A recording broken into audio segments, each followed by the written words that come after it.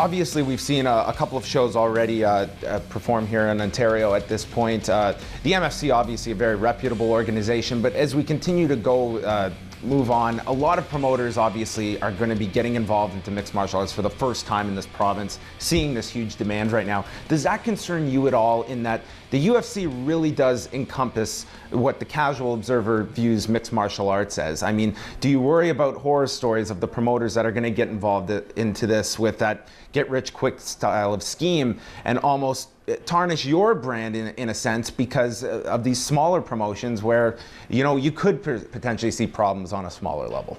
Well, you know, from a promotional point of view, I mean, it's an open economy. There's an open market, and competitors are free to do what they choose to. You know, to me, the biggest concern is whether or not the same rigor that is put forward in terms of the actual standards of health and safety for the athletes, in terms of the rigor, in terms of making sure that the referees are properly trained and that the judges are properly trained and that all those kinds of safety elements are in place. Those are my greatest concerns. I don't spend a lot of time worrying about what the competition is doing. As I said earlier, if the Athletics Commission is going to set regulatory standards, we're fine with that. We'll actually push them to make sure that they are rigorous enough.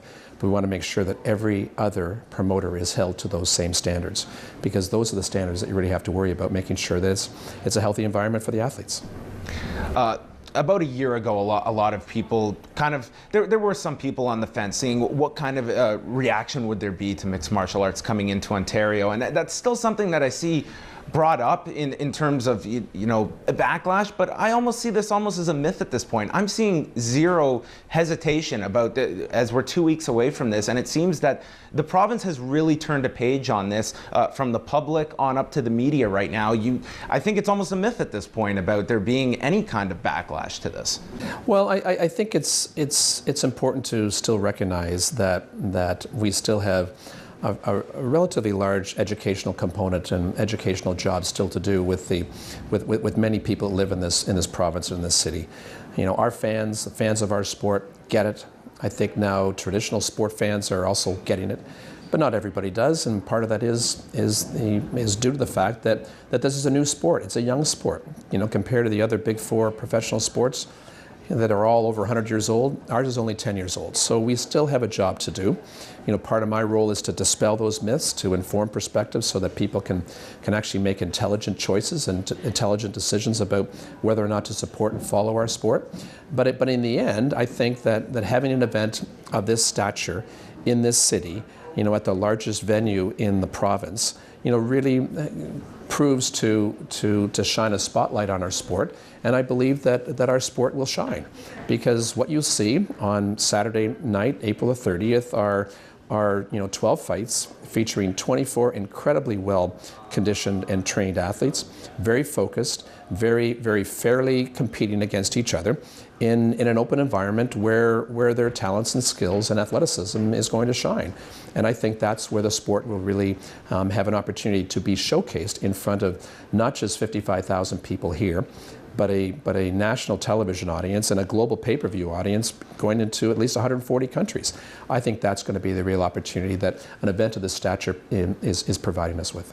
For those that haven't had an opportunity to go to the fan expos, whether it be in Las Vegas or Boston or even overseas, what can fans expect at the fan expo? Because of course it's going to be highlighted by numerous Q&A sessions that you in fact are going to be involved with. A record number of our fighters are coming here. As I said earlier, you know, every single fighter that was under contract at UFC wanted to be on this card.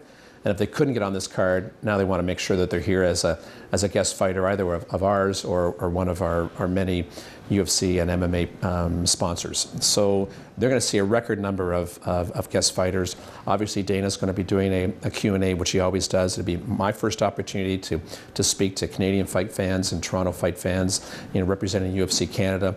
You know, there'll be a grappling tournament, as there always is. There'll be incredible opportunities for autograph sessions, fans to get up and close and personal with our fighters. And that's one of the great things about our sport, as you well know, and our athletes, as you well know. They're approachable, they're accessible. these are really good guys that you know, are going to be there in droves. So, you know, the weigh-ins are going to be held at the Ricoh Center, and the Ricoh Center is attached right beside the Direct Energy Center. So the weigh-ins are going to be at the standard time, 4 o'clock on Eastern on the Friday afternoon. And so towards the end of the day of day one of the Fan Expo, all the fans will just have a chance to walk, you know, less than 100 yards to the Ricoh Center to participate in the weigh-ins. And we think this could be a record for attendance for a weigh-in. This could be 8,000 or 9,000 people there for the weigh-ins because it's a free public event. Is it accurate to say at this point, with the Grey Cup coming here to Toronto in 2012, is the economic impact of UFC 129, is it at the level right now where it's comparable to what the Grey Cup is going to bring to the city next year? Easily. Absolutely. I mean, the average ticket price of our event will probably be higher than the average ticket price for the Grey Cup. You know, the Grey Cup always has a week-long festival of activities leading up to it. We have a week-long schedule of events throughout the entire city leading up to it. You know, our event is a global event. I can tell you that when we did a report of the ticket sales for 129, you know, all 10 provinces, 3 territories, 48 out of 50 states, and every continent in the world was represented in terms of ticket buyers.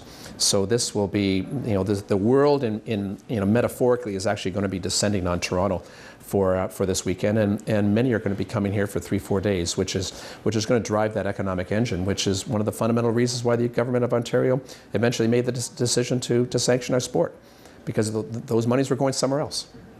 Once the first fight makes its way into the octagon, does Tom Wright get to sit back and actually enjoy the fights at that point? What do you get to do on the Saturday night, April the 30th? No, it'll be a work night. We're going to have, you know, partners and sponsors from not only Canada but the United States and around the world will be there.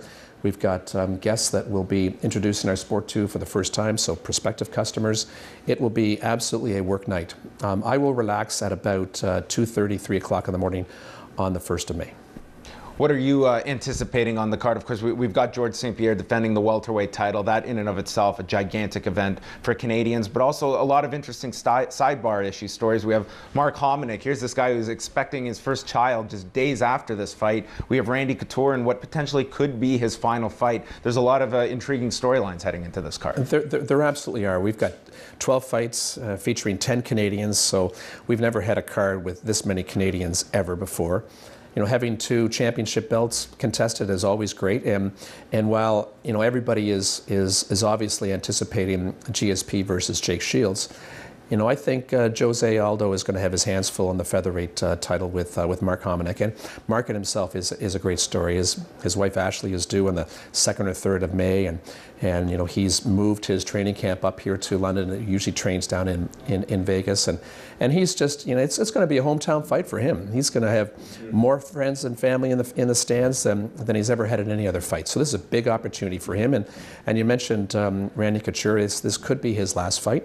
You know, although at his age, you know, he could be fighting into his 50s, the way he has performed. I mean, I was at his last fight when he went up against the boxer James Toney, and you know what, he you know, completely dominated James Toney.